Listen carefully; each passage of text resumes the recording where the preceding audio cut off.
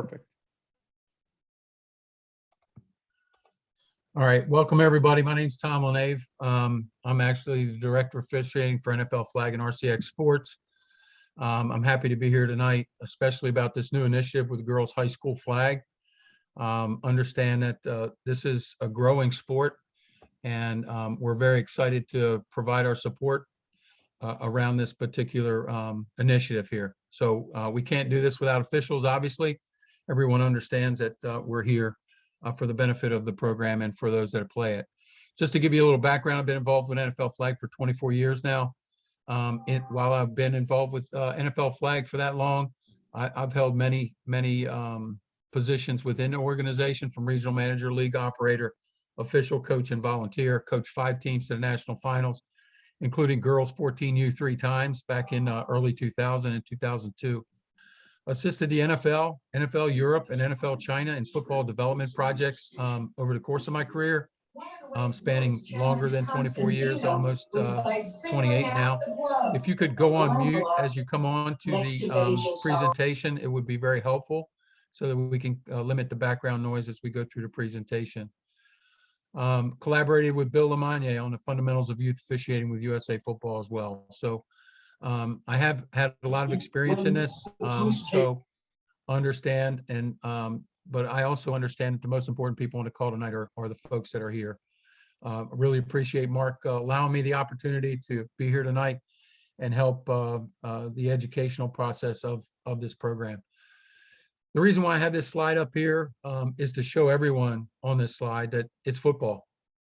It's football, and they play it very well. And it's the difference is, while they don't have pads on, we still have to maintain all the disciplines we normally would as an official, working from an outside in look, trying to box into plays, understanding the players in the zones and what we have to do and our responsibilities as the game comes to us and as the game is operated. But these young ladies and these young women play this game very well. One of the best football games I've ever seen in the last year was a 7-6 championship game in the NAIA Collegiate Finals for women's college flag football, and that was at Mercedes-Benz Stadium in Atlanta last year, and it was one of the very best football games I've ever seen. So understand and know that this is football when you get right down to it. Let's take a look at the field dimensions. Again, the field sizes are 40 yards by 100 yards. And there are state options. And the reason why I put this in red, state of New York is allowing their teams, when necessary, to use a full-size field. In this situation, as I understand, it's not.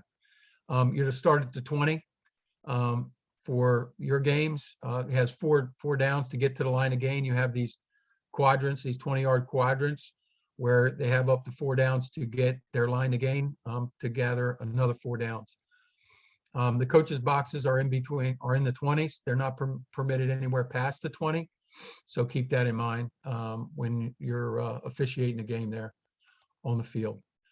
Let's go into the rules here a little bit. Games, as far as timing is concerned, they're 48 minutes, 2 24-minute halves. They're a running clock until the last minute of the half or the game. Understand that when you get to that point during the final minute of each half, the clock will stop and not start until the next snap for your normal operations under normal gameplay. The 1-minute warning, incomplete pass, out of bounds, scores, team timeouts, fair catch, officials timeouts, penalty enforcements, touchbacks, or change of possessions. Understand, though, that the clock will stop and restart at the ready for play for first downs in that instance, inside of 1 minute.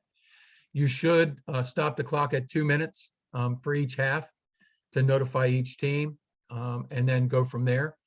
The proper mechanic for this game, once you get inside these parameters as far as your game clock, is that the back judge should announce the time left at each play. Okay, once you get inside at 2 minutes. Obviously, you have to go through your normal game mechanics, and you will get used to this as the more games that you work. But once you get inside at 2 minutes, the back judge should be holding that official game clock. You may have a clock operator, you may not, but we always have to have the official clock on the field too. So the back judge should verbally announce time left prior to each start of each play. Halftime will be 5 minutes long. You have a 25-second play clock, and each team has 2 charged timeouts per game. Okay, and if you get into overtime, and the only reason I'm going over this is because it's important to understand the rules, but you're not going to be having overtime unless you get in until you get to playoffs. Understand that overtime will not be played until you get to playoffs per the rules that you're using here. You can stop the clock at your discretion. Also, in the event of an injury, the clock will stop and then restart once the injured player is safely removed from the field of play and both teams are ready as well, and the officials are in place. Key here as far as scoring is concerned, if one team has at least a 19-point margin at the 5-minute mark or less in the second half, the game is over. The game is over. Teams can elect to continue if the coaches and the teams agree. And yes, you would have to be there on the field to finish that out, but it's up to them to decide and determine that. So once that 19-point margin is reached or breached, you would stop the game. Game is over. If the coaches decide they want to continue, that's fine. You would just have to finish the game out under normal timing situations from there. Scoring touchdowns are 6, safety return conversions are 2 points, even if they're going for 3. If it's an interception return for a score, the most they would be awarded, and the only thing they would be awarded would be 2 points on return conversions. Extra point is 1 from the 3, 2 from the 10, or 3 from the 20. The overtime winners, final score, obviously, overtime's only during playoffs only. Just to reiterate that 19-point margin, just please keep that in mind in regards to the game being over at the 5-minute mark or less, reached or breached at that point. Okay, so say for example, you know, team A has got 28, and team B has 10, and they just scored a touchdown to get to 28. They cannot go for the extra point. Okay. Once they reach that 19-point margin, okay, if they get to 28, they get for 1. They could only go for 1 in that instance. You cannot go for additional points once they reach or breach that 19-point margin. So keep that in mind. Games are to be played by 2 teams of 7 players. Each player must wear the issued flag belt with 2 flags, position on each hip with no excess belt exposed at the connection point. I'm not familiar with the belts that you guys are using there, so please check with the local league administrators. I highly recommend that once you show up before the game time, before the coin flip, line the players up on the boundary. You're working with at least a 3-person crew. Have them line up shoulder to shoulder and have them grab their mouthpiece and hold it straight up in the air. What does that do? That gives you good sight lines there to the waist to make and ensure that they have their flags on their hips. There's no excess at the connection point that's hanging down. That's not permitted. That should be tucked in, and that's what I recommend that you ask the players to do.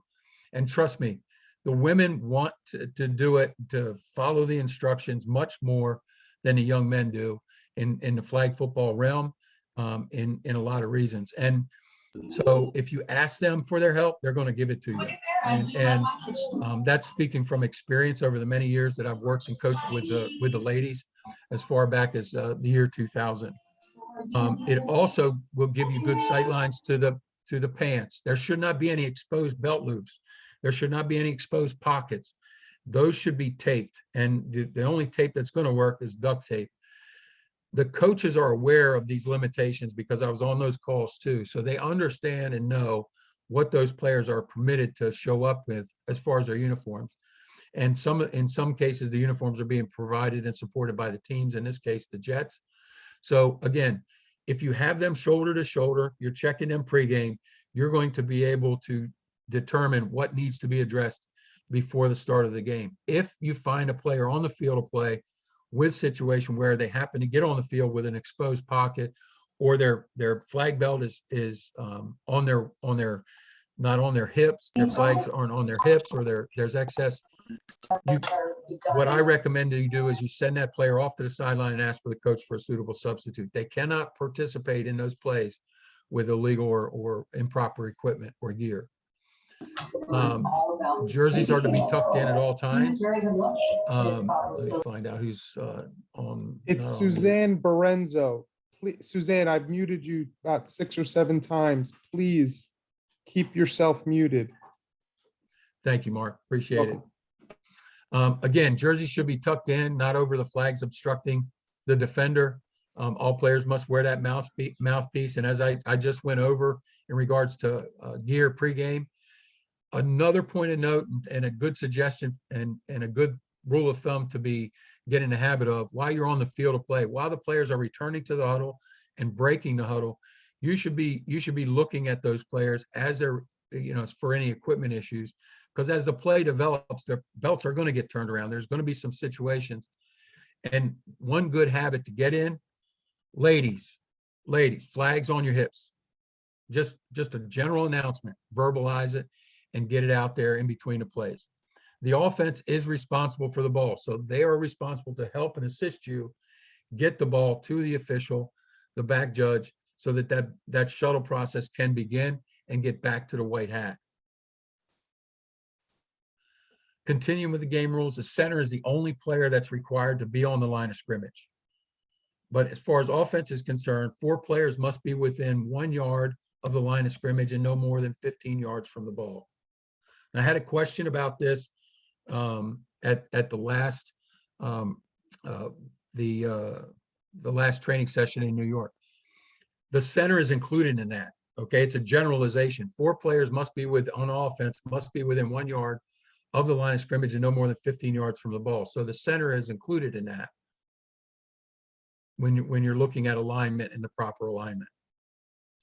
The center may have one or both knees on the ground at the snap. There are some players, there's going to be some inexperience out there on the field. So get used to that and understand in regards to this type of game and expanding these opportunities for more schools, especially in New Jersey, that they are permitted to be on the ground to snap 1 knee or 2 if they wish, and they can snap it from the side. Doesn't always have to be between the legs. The player who receives the snap, in other words, the quarterback, they must be at least 2 yards from the line of scrimmage. No direct snaps are permitted in this game. So there's a 2-yard buffer there, 2-yard buffer, and they must be at least 2 yards from the line of scrimmage. Moving on with passing, passes are allowed behind the line of scrimmage, and anyone is eligible to touch or receive the ball. It's illegal if, in your judgment, the passer's entire lead foot is on or beyond the line of scrimmage, or if it's intentionally thrown to the ground or out of bounds to avoid a sack, and if there's more than 1 per down. The ball can be advanced beyond the line of scrimmage and then thrown back into the backfield, okay, and pass forward. So they can run and cross the line of scrimmage and then turn and throw the ball backwards into the backfield, and then they can legally throw the ball forward. They cannot throw the ball forward and receive it forward and then go backwards, but they can run the ball and get across the line of scrimmage and then stop and throw the ball back into the backfield and still execute a legal forward pass as long as they're within the parameters that I just mentioned. It is pass interference if an eligible receiver is deflagged prior to touching the legal forward pass. So the defenders are not permitted to pull flags off of any player who does not have possession. Okay, and especially in this instance, it would be considered pass interference if the ball is going to an eligible receiver and their flag was pulled before they obtained possession in your judgment. Screen blocking is allowed when stationary or moving behind or beyond the line of scrimmage, providing the player has their arms, hands, and down inside their body's framework. So what I'm talking about, you've got your hands, you want to drive them down through your hips, through your knees, and down through your ankles. They must be in their body's framework. They're not allowed to have wings out, and they're not allowed to lean out and try and initiate contact to get them to go around. So generally, what the taught skill is for blocking is that they grab their hands behind, interlock their hands at their wrist behind their back, and they get wide base, and they shuffle. They shuffle, or they're stationary. All right. They shuffle or they're stationary, and they can be moving, and they can do this beyond the line of scrimmage. They also can stand still, okay, and set up screens as well, as long as they're stationary in that situation. They can stay in it and set up those screens downfield and set a picket fence and then start moving from there as the ball carrier moves. Okay. Now understand that the defense can rush at all times from 1 yard off the line of scrimmage, and defenders should not initiate contact with the blockers. You're going to have to use your best judgment in regards to the contact. We want to try and make sure and ensure that there's very minimal there. There's going to be some incidental contact, but you need to try and stay in front of the rough play there in regards to initiation of contact. And I'll get into that a little bit more in detail here down the road too. But the referee should set the pucks for the neutral zone. As you can see here, these are the standard pucks that we used at the collegiate level. What you may have equipment, and from what I understand, the schools are supposed to provide these, Mark. I'm not sure whether or not you've been provided any information in regards to that. Have you or not? I have not. Okay.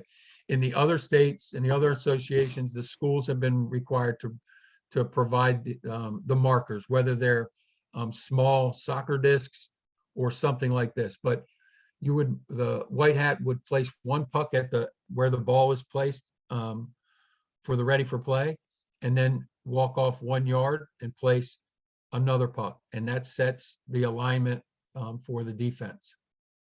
That sets the alignment for the defense. As far as receiving is concerned, possession with 1 foot or body part other than the hand contacting the ground first, in bounds with possession, obviously.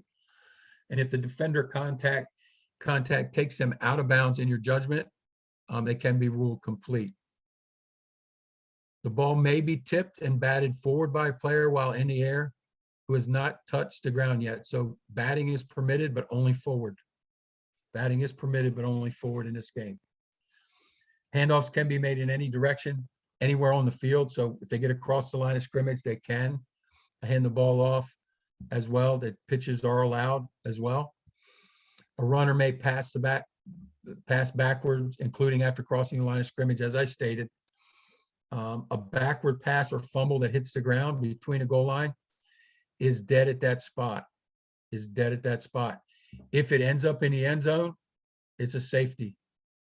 It's a safety. Understand that too. I made sure and ensured to follow that up with the rules in detail, so that I had that answer for you tonight as well. If the fumble occurs before the runner reaches the end zone, the offense retains the possession and the ball is spotted where the possession was lost. So if the ball is fumbled into the end zone and it contacts the ground, it's not a touchback. You would bring it back to where they lost possession and mark it from there.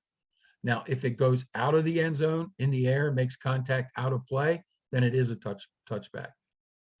Okay. Diving with the ball is not permitted. It's not permitted. Now, it's not a foul. You're just killing the play and marking it where the ball was, and you spot it when they left the ground. So once they dive, if they dive, you're going to be blowing a play dead, and you're going to have to use your judgment to mark it where the ball was when they did that.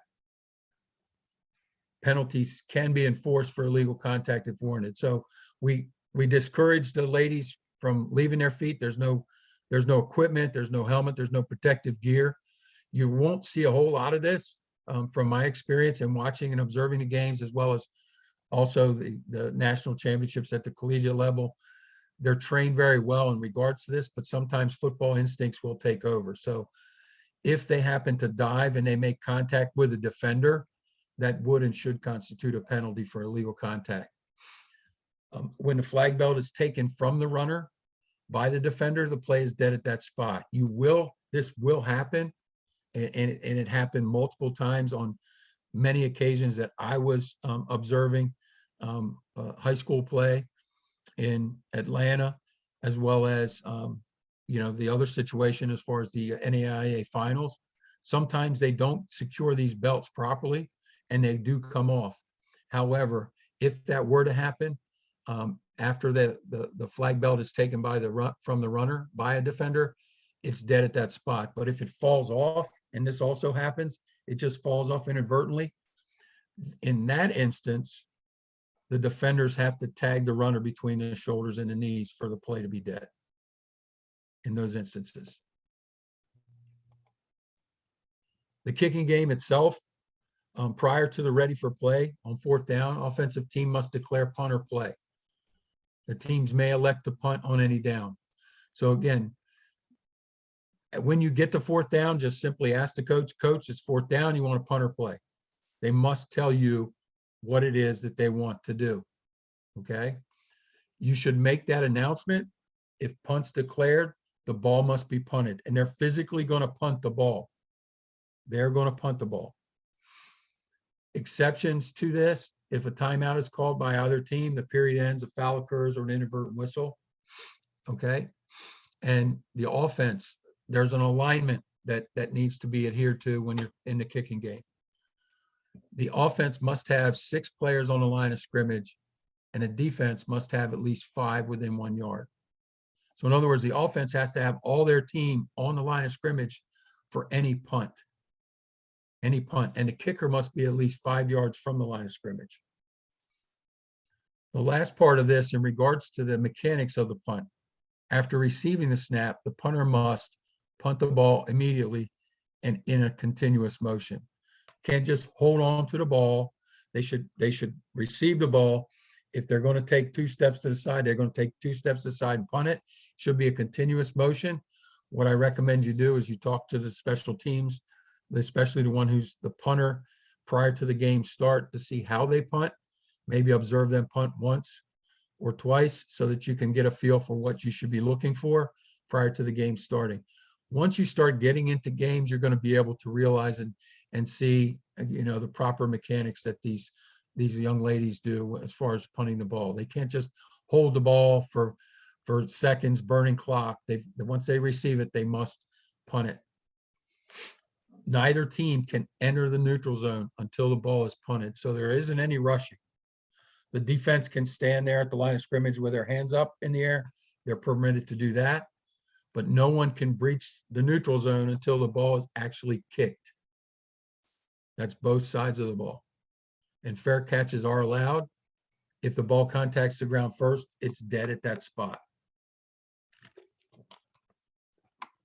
And again, remember, you're spotting the ball, not where the player was when the flag was pulled. You're spotting the ball. Some dead ball situations, when the ball hits the ground, flag is pulled, or player is tagged after the bell has fallen off, player on the ground, dual possession, and a muff punt. Just going to go over overtime briefly because you'll only be dealing with this in playoffs only. You'll have your normal mechanics where the coaches and the captains are there to review the rules and stay for the coin toss, and the winner will be able to determine who be on offense or defense first. But understand that the possession will start on the 20-yard line, and each team gets 4 downs to score, and you play to a winner. And there's 1 timeout per team per period. Per team per period. Just went over the rules. I'm going to get into mechanics here shortly. Does anyone have any questions in regards to the rules itself? Yeah, Dave Race here. Go ahead, Dave. Under the kicking game, you mentioned that the defense can raise their arms. Yes. All right, because in the copy Mark sent us, it says they cannot raise their arms. So it's just a matter of which way we're going to go. The copy you have in your hands? Yes, the one that was forwarded to us by Mark says they're not allowed Okay, to raise well, their arms. That adjustment must have been made by the Jets and the association prior to this. Yeah, because what I have is different. So Okay, you just follow wanted the to double rules that check. Mark has given you, because there were some changes made Okay, between last year and this. okay, thank you. Yep. One thing I think we should make everybody aware of is we're starting at the 20-yard line, but people were putting it at the 20 on the big field that was marked, and it's really the 30-yard line, so it's really on the cone. Don't use the 20 that's on the field. as your starting point. That's a good point. Yeah, because you're not, you're going from the 10 to the goal line for your end zones. This is Ed Camp. I have a question. If Go we ahead. snap the ball with 2:05 at the end of the half, and the play concludes or is blown dead at 1:57, we will then give it a 2-minute warning. Yes, And then what? Do we wind it on the ready or the snap? you wind it on the ready and then you go from there. Then you go to the 1 minute and we take over pretty You much. go to the regular 1 minute, time. you go to your normal clock stoppages from there. Yep, Okay, thanks. yep. Anything else? Yes, I Please have, ask questions. Please ask questions. We have Tom here, so please, anything have you have. I have a Go ahead, question. David. On a spotting of the ball, if the ball is run out of bounds, left or right, wherever, are we always coming back to the center of the field to, or I know there's not hashes, but are we always coming back to mark it in the center of the field? Middle? Yes, you should mark it in the center of the field. Okay. I got a question. If you're using the football field and you do have hashes, you can move it to the hash if you wish going out of bounds.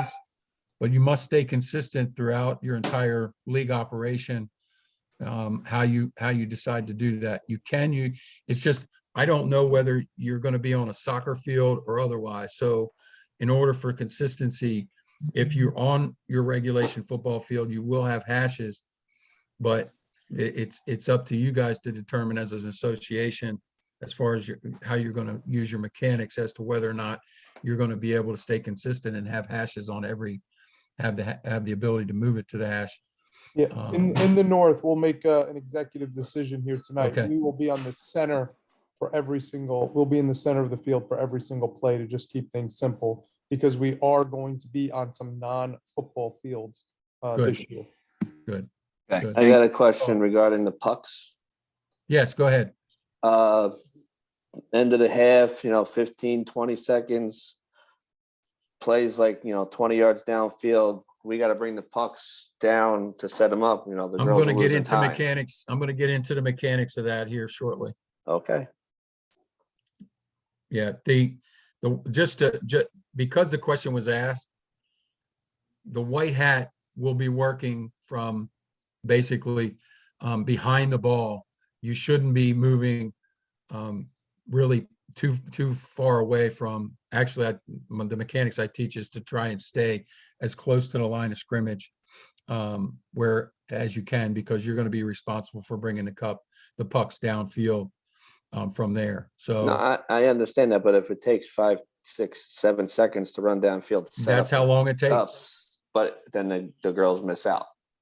Well, 'Cause we that's didn't how set long 'em it up. takes. Yeah, Okay. that's part of the game, and everyone's under those same parameters in regards to the game operation and mechanics that go around it from officiating standpoint, because you have to have those pucks to set up that defensive line of scrimmage, if you will. And that's part of the game. That's just part of the game. Any other Hey. questions? Yeah, just a question about snapping the ball. If there's a bad snap or the quarterback, let's say, drops it, it's dead right there. Dead where it contacts the ground first. Okay. And then just in terms of the runner, if the runner is running down the sideline and there's no attempt to pull a flag, but just pushed out of bounds, would that be considered a legal play, pushing out of bounds? No, that would be illegal contact Okay. or unnecessary roughness, depending upon the contact that was made, depending upon the judgment that you have in regards to that contact.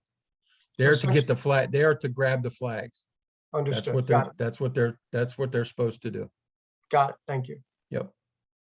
Hey, Mark, I know this really doesn't have much to do with the rules here, but are we supposed to read the statement to the girls before we go? Great question. The sportsmanship speech, yes, should be read to both teams, just to cover ourselves. I have a question. But, yep. A player can't grab, let's say, the runner to grab the flag. In other words, you can't grab any other body part or shirt or something and then grab the flag. Is that correct? Well, it really depends on the contact. There may be some incidental contact going on in regards to trying to grab the flag. What you're looking for is an impediment of progress of the ball carrier by the act committed by the defender. So you may see players reaching for a flag, shorts coming out, ball carrier still moving. As the official on the field, you're going to have to determine what's incidental and what would warrant a foul. Okay, But thank no, you. they can't physically grab a player and hold them to grab the flag.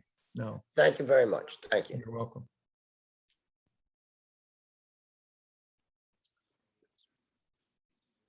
All right. Okay, so we're given a 2-minute warning and a 1-minute warning. The clock resumes on a 2-minute warning. Does it stop on a 1-minute warning?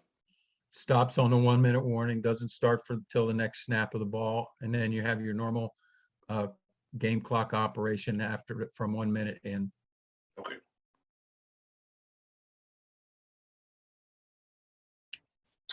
I have a question. Yep. So I'm not sure if I read the rules or not. Is there a last man rule if a person has a clear shot to the end zone and somebody pushes them out of bounds? No, No. Okay. Understood.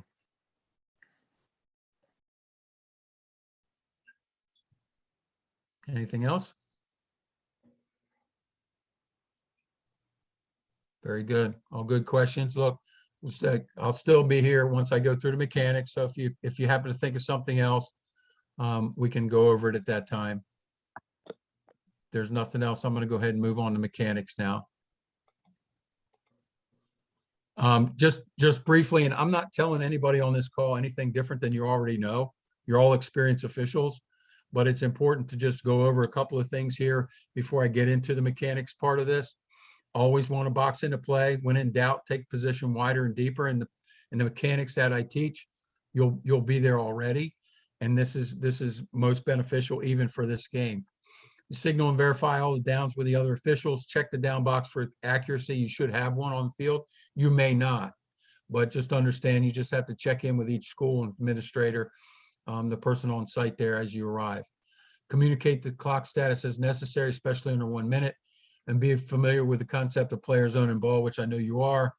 Use preventative officiating when possible. Avoid game interrupter calls, understanding that, again, with the contact part, that's going to be the biggest thing to try and stay ahead of and be aware of and cognizant of, especially in the blocking part of it.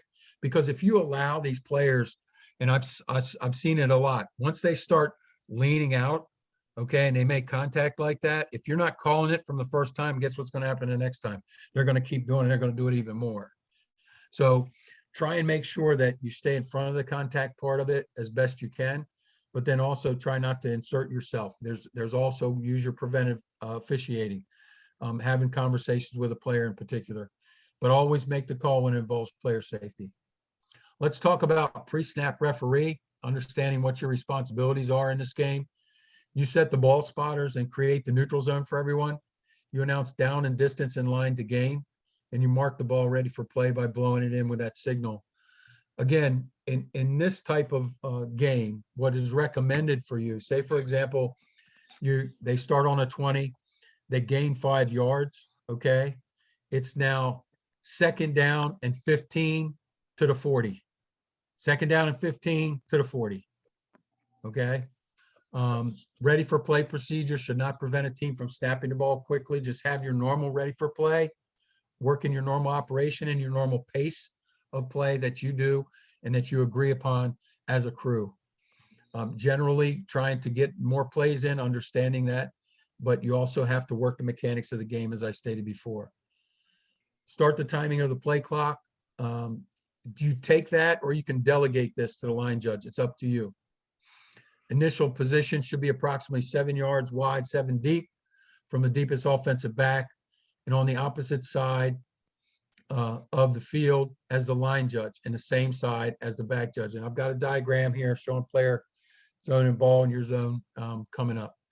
Position, you should always be able to see the center, players near the center and backs in your sight lines, and you should be alert to false starts and illegal shifts. Communicate to the offense when the play clock. Now, this is if you're holding the play clock. Obviously, the line judge in most three-person crews would hold that, but I'm a facilitator. I'm not a dictator. It's really up to the crew to decide how you want to operate this. But communicate to the offense when the play clock gets to 15, 10, and then a singular and verbal countdown from 5 to 4, 3, 2, and 1. Your line judge, finishing, after you're finishing up the previous play, you mark the forward progress spot with a downfield foot and signal the next down. If it's not further down with the back judge carrying that, upon giving it to the referee, the spot, communicate the down and distance to the down box.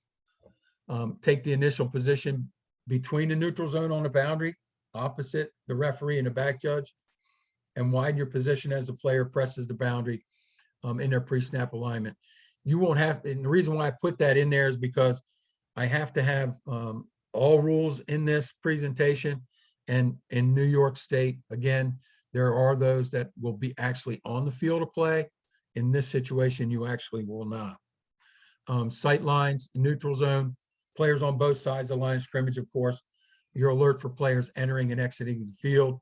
Also, your encroachment, false start, illegal snaps, illegal formations. And again, understanding that once the center has taken that final grip of the ball, they can pick the ball up, get their grip.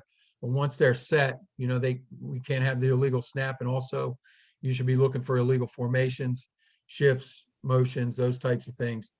Normal alerts that you would have in any football operation, but keeping in mind that the quarterback must be at least 2 yards from the line of scrimmage. Pre-snap, back judge, after that previous play is wrapping up, if necessary, you mark that forward progress spot and pass it on to the line judge for the next line of scrimmage on the succeeding spot. Initial position is on the opposite boundary of the line judge and at least 20 yards downfield, deeper than the deepest defender. You're on the boundary, not 5 yards on the field of play unless it's a regulation field. Wider, of course, is always better. You can press the play as it dictates, following your reads. And be aware of those substitutes and communicate that clock status when needed, especially inside of 2 minutes. We want to try and announce how much time's left in the half and in the game. So here's a diagram in regards to setting your positioning on the field of play. As you can see, the referee, white hat, you've got your sight lines. As I stated, you're in the backfield 7 by 7. Whether you're on the right side or the left side, just ensure that the line judge on the opposite side of you, as you can see here, and you're working to this boundary to assist the back judge on this boundary here.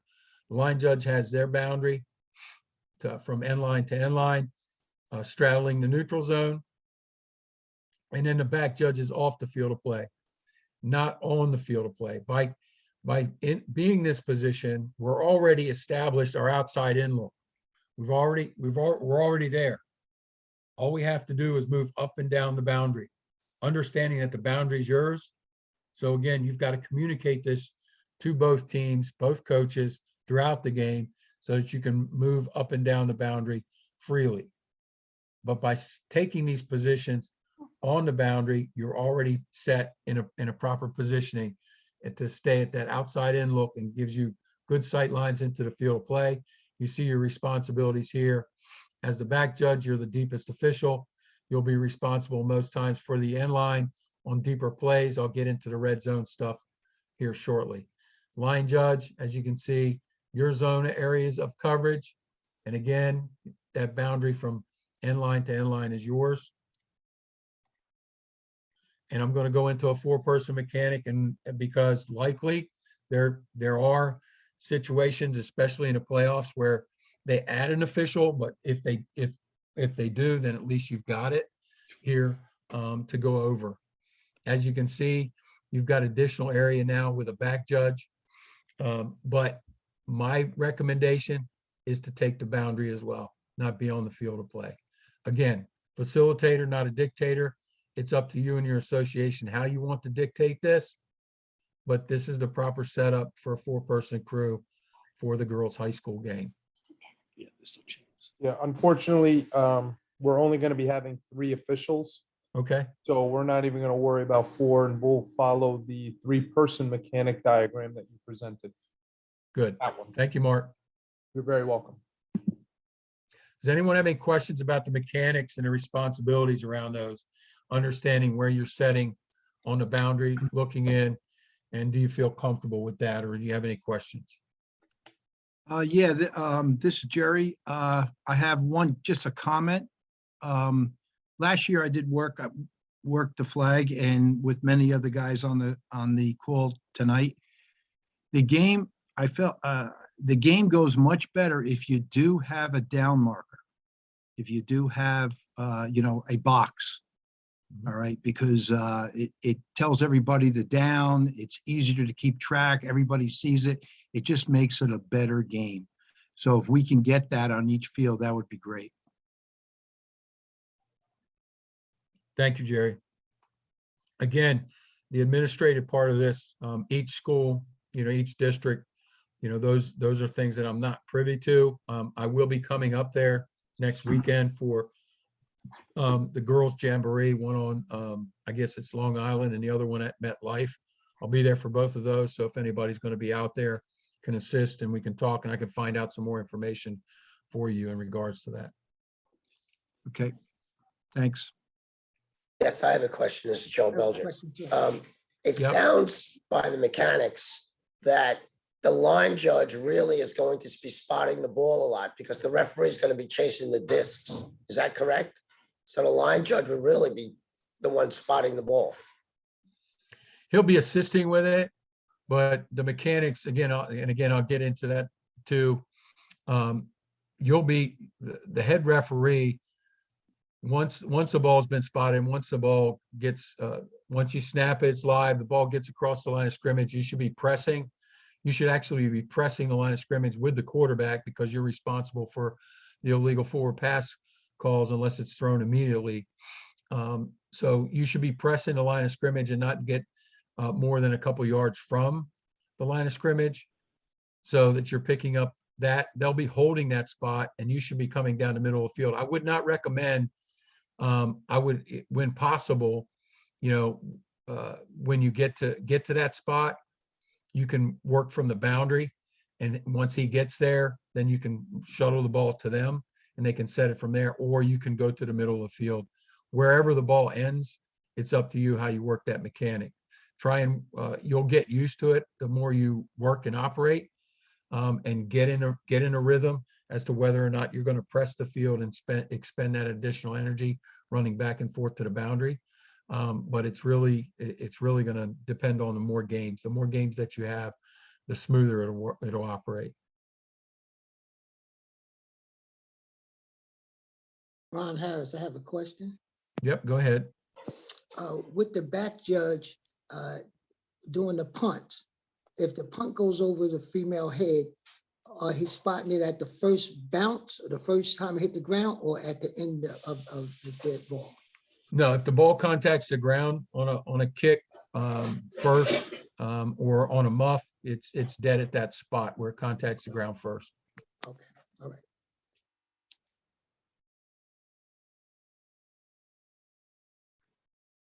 Anything else? This is Dwayne Jackson. The Go ahead, Dwayne. defender can leave his feet to dive to grab the flag, correct? Yes.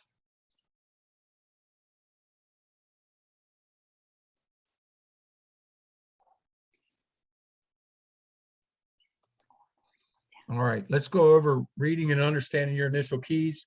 Referee, responsible for quarterback, players, and blockers in the backfield. Line judge, responsible for the snapper. All players lined up on their respective line of scrimmage, and the receivers on your boundary. Back judge, you're responsible for the receivers on your boundary and the field side of the snapper. Any players over there in that area. Your passing and your run reads for the referee. You should be ready to rule on a snap if it strikes the ground. After the snap, observe the action behind the neutral zone with eyes on the quarterback and blockers around the runner, quarterback and runner. And again, those sight lines are remaining consistent with what I mentioned before. You're to mark forward progress if the play ends behind the line of scrimmage. You assist the back judge with runners going out of bounds on your boundary. And once the ball is advanced beyond the line of scrimmage, remain near the neutral zone to retrieve the pucks from a trailing position behind the ball. Okay, remain wider and deeper than the quarterback and be aware of the potential backward pass to another passer. And if pass is not thrown immediately, you're also responsible for ruling on all passes behind the line of scrimmage. And if in doubt, the pass is backwards. If in doubt, the pass is backward. When a forward pass is thrown, you should be announcing verbally, balls away, with eyes on the passer until there's no threat of foul. So you're still responsible for that in regards to a roughing call or similar contact. You're primarily responsible for roughing the passer and intentional grounding. And again, if they throw that ball directly into the ground to avoid a sack, that's intentional grounding. They can't throw the ball directly out of bounds behind the line of scrimmage to avoid a sack either. Then you're to press the line of scrimmage with the passer to rule on the legality of the pass. So if the pass isn't thrown immediately, again, as the quarterback is pressing the line of scrimmage, you should be pressing the line of scrimmage with them once the ball's away. Find that line of scrimmage and rule on the legality of the pass. If in doubt, the pass is legal. If in doubt, the pass is legal. Passing and running plays for the line judge. Post snap, you want to hold your position for a 1 count to observe that initial charge of the line players to rule on contact created by either team.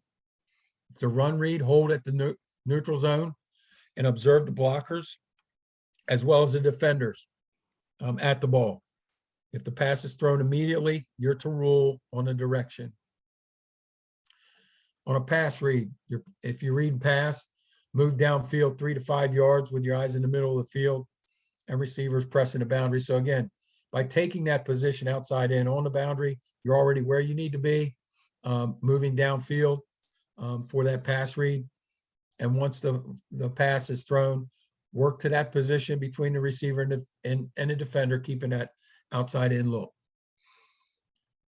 Once the runner crosses the line of scrimmage, maintain your position, stay parallel with them as much as possible to rule on all backward passes beyond the line of scrimmage and mark the forward progress past that neutral zone.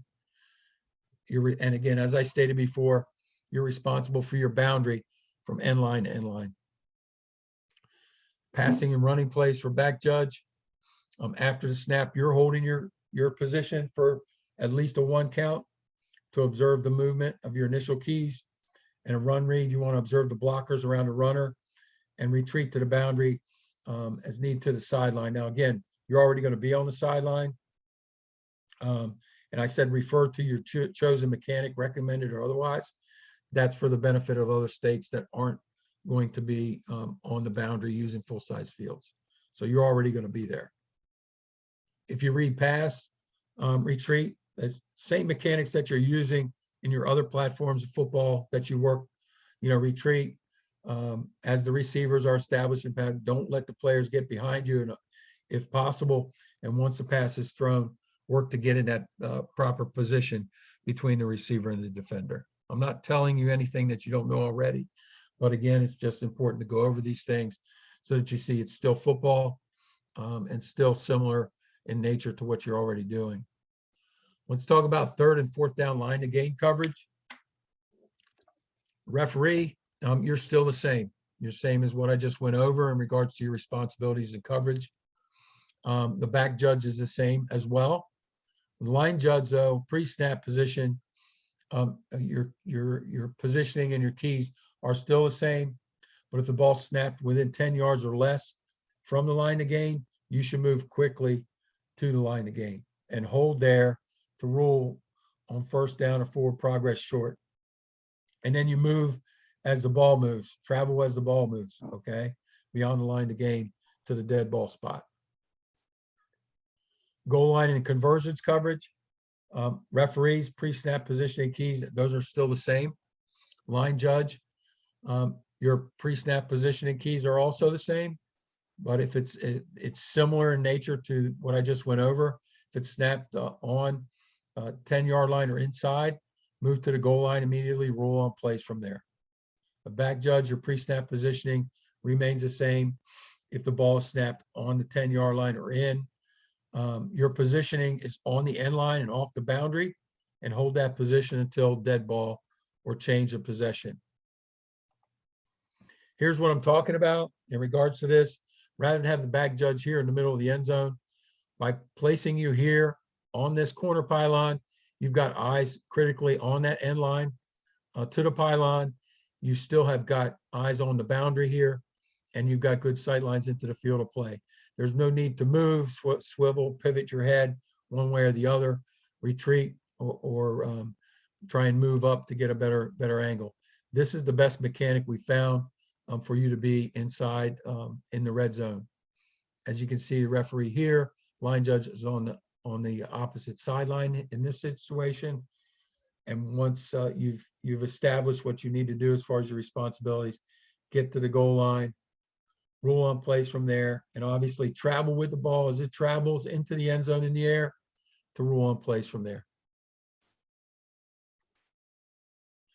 Before I go on to punt, does anyone have any questions in regards to responsibilities, line to gain, red zone, responsibilities of moving forward before I move into the kicking game? Pretty straightforward. These are mechanics that you use all the time.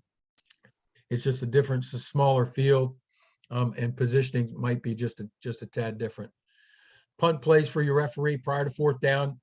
Again, reminder, ask the team captain or coach, do they want to punt or play, and communicate that decision verbally to both teams, and mark and signal the ball ready for play. You notify all players to stay out of the neutral zone until the ball's punted. Your initial positioning keys remain the same in regards to this. You're focused on the ball and the players around the ball, as well as the punter in this instance, not the quarterback. Watch for the snap hitting the ground and the punter kicking the ball in a continuous motion. And once a punt is caught, you use reverse mechanics. For the line judge, your initial positioning keys are still the same, and understanding that the offense, all players on the offense, with the exception of the punter, should be on the line of scrimmage. That would be 6. And there must be at least 5 defenders on the defensive alignment, their line of scrimmage there as well, outside the neutral zone. Rule on if the kick crosses the line of scrimmage, and if the kick is short, mark that spot with a beanbag where the kick ends. Assist with spot of the ball if it goes out of bounds. Kick in the air, move downfield, obviously move and observe the blockers and the runner maintaining your boundary and your sight lines there. And once the ball is caught, we use reverse mechanics in that as well. Back judge, your initial position is the same, but move at least 3 to 5 yards behind that deepest receiver. If that is on or inside the 10, move to the goal line. Refer to your chosen mechanic. That has to do with New York. After the snap, keep your angle with the receiver. And once the ball is caught, mark the kick end, spot with a beanbag, and observe your blockers, and you're responsible for the goal line to roll on touchbacks and balls hitting the ground as well. Also, balls out of bounds on flight, and once the ball is caught, you use reverse mechanics. Does anyone have any questions about the mechanics and responsibilities around the game itself before I move on to penalties? Very good. Penalties, again, a runner shall not charge into nor contact an opponent in their path or attempt to run between 2 opponents. And when I'm talking about there, I'm not talking about 2 defenders that are wide enough. Okay, we're talking about 2 defenders pressing the ball. If you see a ball carrier lower their shoulders and try and run through those 2 players, that's not permitted. That would be a contact foul if they're making contact in regards to that. So that's what we're talking about. We're not talking about a space. We're not talking about wide spacing here. We're talking about 2 defenders pressing the ball carrier from 2 different angles, pinching them. And if you see a ball carrier go between those 2 and making contact, that's what I'm talking about. Flag guarding. Flag guarding is an attempt by the ball carrier to obstruct the defender's access to the flag by either stiff arming, dropping the hand, arm, shoulder, or head, or intentionally covering the flags with a football or jersey. It's illegal to pull flags off a player who doesn't have possession. So when we're talking about flag guarding, any attempt by the ball carrier to that would hinder or prevent the defender from grabbing the flag by using a ball in hand, dropping their hand down, dropping their elbow down, whether they get the flag or not, would or should constitute flag guarding. Roughing the passer and tampering with the flag belt fouls committed by the defense are automatic first downs. Illegal forward pass or tampering with flag belt fouls by the offense are loss of down. There are no 15-yard penalties. All personal fouls are 10 yards. Fourth unsportsmanlike foul on the same team results in a forfeiture of that game. That's the team. Disqualification, flagrant unsportsmanlike conduct, fighting, leaving the box, entering the field, intentionally contacting officials, similar in nature to the other platforms, and flagrant personal fouls, tackling a ball carrier. We all know what a tackle is. It's got no place, no business on a flag football field. I have not seen this yet in a women's or girls game yet in my career. Okay, I've seen it many times in the men's. I've seen it many times in the boys. Fighting an opponent, leaving the sideline, participate while the play is live. Here's a penalty chart. You have that on the one pager. And I want to give credit where credit's due. Mark gave me that idea in our meeting with Eli and the Jets. And you know, it was just a great idea. Having a one pager is good to have. And the penalty chart is the first time we've had this for this platform. So really appreciate that idea. I'm done with the presentation right now. Does anyone have any questions about anything that I've gone over? Hey, Tom, tonight? just because a lot of these guys do tackle and all, do you want to go over the roughing the passer, that it's even if the ball is touched, you know, what is roughing the passer in this compared to what I'm used to, you know, with the kids' NFL flag? In regards to roughing the passer, if they take them to the ground, contacts initiated in such a way that it's not incidental. Contact to the passing arm, you should be cognizant of that.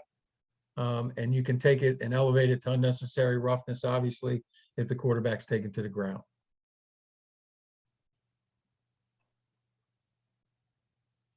Any other questions? Yeah, I have some. As far as contact goes, we actually had a few tackles last year. One particular team had a load of contact penalties. I mean, is there some point in the game where we can just say, you know, enough's enough? And I know 4 unsportsmanlikes, but these were all unnecessary roughness penalties in the game. So, like, is there anything we can do about that if we think it's way excessive? Well, it sounds to me like you had at least 4, and it sounded like to me, if you've had that many, you got to tackle, that's automatic injection, is it not? That's a flagrant foul. That's Right. Well, I mean, disqualification. the fact that she didn't really wrap her arms, she just basically lowered her shoulder into a receiver and knocked her down. It was among the many penalties that happened in a particular playoff game. So we were new at it. We were throwing flags, but just wanted to know if there's at some point we can just say, hey, you know, warn them and say, when the next one we have to stop it or something. I don't know. Well, you can always revert back to the 4 unsportsmanlike. You've got a situation where you've got tackles and rough play going on. If you have to, Nick,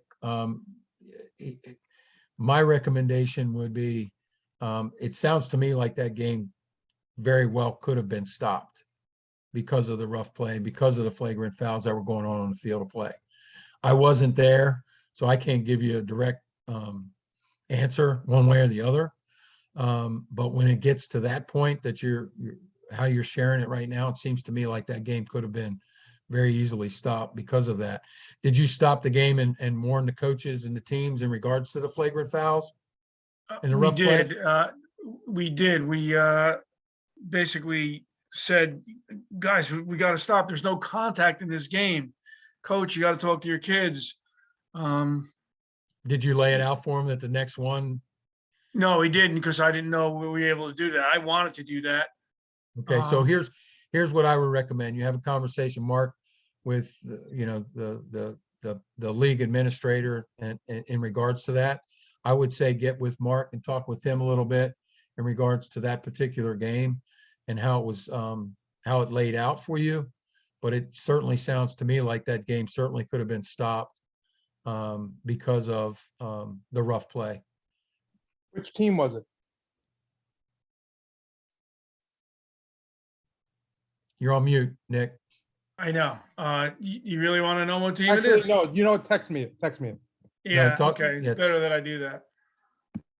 Yeah, have a conversation with Mark in regards to that, but yeah, if it gets to that point, it's time to end it. It's time to end it. Any other questions? Yeah, I have a question. On the chart, I believe if I heard it right, there's no 15-yard penalties, That's right? correct. On the That's- chart, there are two listed, unsportsmanlike and then unnecessary roughness are listed on the chart as 15. On this chart, Well, the chart that I printed out. this is the penalty chart that I have. Yeah, then it was changed there. There are no 15-yard penalties. Those two were changed. Okay. Yep. There are no 15-yard penalties. Let me see what I sent out. It was the same one Maybe that was like the first one, Mark, oh, that you had sent out. Maybe it was the first email, I think. It wasn't today's email. oh, yeah, there is, yeah, You have was- 15-yard penalties in there? yeah, so can we, Tom, could you send me a new one? Send me what you've got, Mark. Send me what you've got. Okay. I'll adjust it. Sounds good. I got a question. It's Ed Camp. I'm looking at the penalty chart. It says roughing the passers at 10 yards foul from the previous spot. So if they complete a pass downfield, we're going to just have a declination of that foul. They can always take the result of the play. Yep. We would just allow them to rough the passer and do nothing with it. It's a result of the play, or you take the Okay. roughing call. Yep.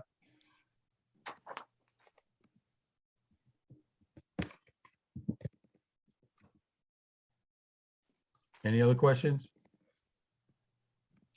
When it's under 1 minute in there, we have to move the pucks. Would it be smarter for us to put the defensive line puck down first before we put the offense? Because once you put the offensive down, they're ready to go.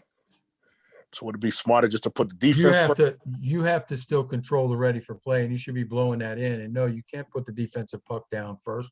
You need to put the offensive puck down where the ball is spotted. And then you go 1 yard from that and drop the defensive puck.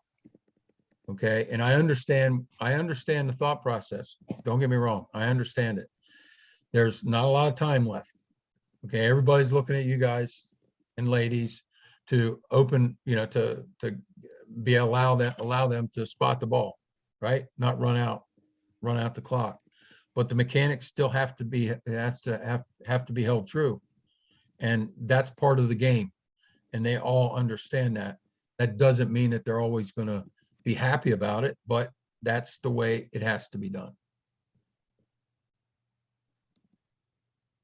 Any other questions? And also, you should be spotting the ball. Should not see any field play where the players are holding the ball and spotting it for you. You just toss it to them and they set it down. That should never happen. Anything else? Yeah, question, Dave Race here. You said a team, if there's 4 UNSs, it's a forfeit for the team. Is that correct? Yes. Okay. What happens if one player gets more than 1 UNS? Is there any DQ provisions for a player getting disqualified? 2 unsportsmanlike by a player would be disqualification. Unless you have a different rule there that you've associated with that too. Okay. Thank you. Yep. So yeah, with that one pager, Art, we're gonna update that. I just sent that over to Tom. And I'm sure we'll get that updated and I'll update it to Zebra Web as well. So you can see it there, but I'll also send an email out to everybody with the updated one pager. Yeah, I'll get that done as soon as we're done here.